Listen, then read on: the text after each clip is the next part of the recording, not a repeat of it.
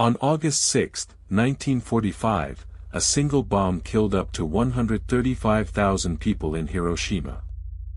The decision to drop it, the debate inside the U.S. government about whether it was necessary, and what happened to the survivors, parts of that story were classified for 30 years.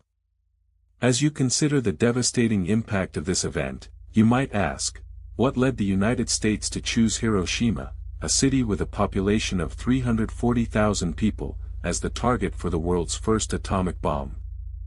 In the months leading up to the bombing, Japan was already showing signs of weakness, with the Soviet Union declaring war on Japan on August 8, 1945, and the Japanese government attempting to surrender through the Soviet Union, as evidenced by the July 18, 1945, meeting between Japanese Ambassador Naotake Sato and Soviet Foreign Minister Vyacheslav Molotov.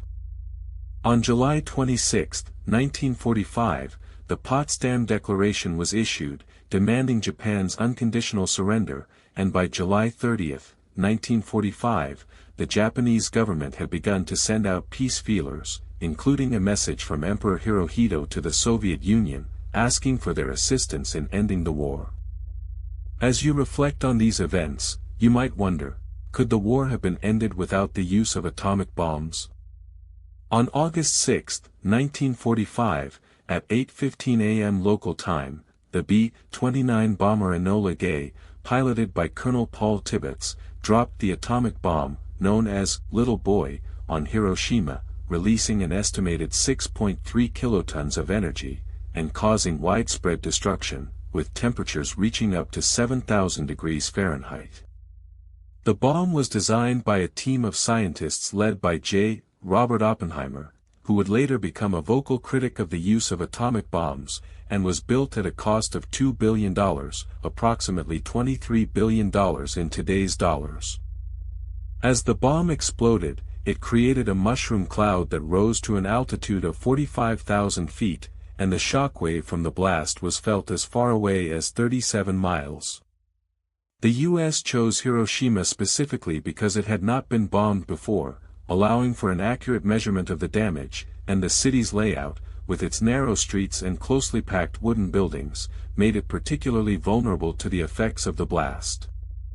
On August 9, 1945, a second atomic bomb, known as Fat Man, was dropped on the city of Nagasaki, killing an estimated 39,000 to 80,000 people, and on August 15, 1945, Japan surrendered, with Emperor Hirohito announcing the country's defeat in a radio broadcast.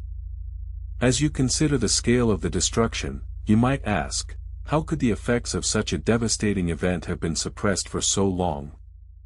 The aftermath of the bombing saw a significant increase in radiation-related illnesses, with an estimated 200,000 people affected, and the U.S. occupying forces, led by General Douglas MacArthur, worked to suppress information about the effects of radiation sickness, with reports and photographs of the bombing and its aftermath being classified for 30 years, until the 1970s, when the U.S. National Archives began to declassify documents related to the bombing.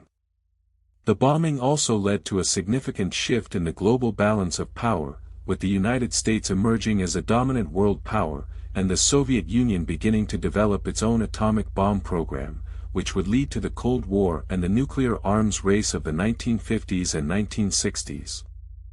As you reflect on the long-term consequences of the bombing, you might wonder, what would have happened if the U.S. had chosen to demonstrate the power of the atomic bomb in a non-combat setting, rather than using it on a populated city?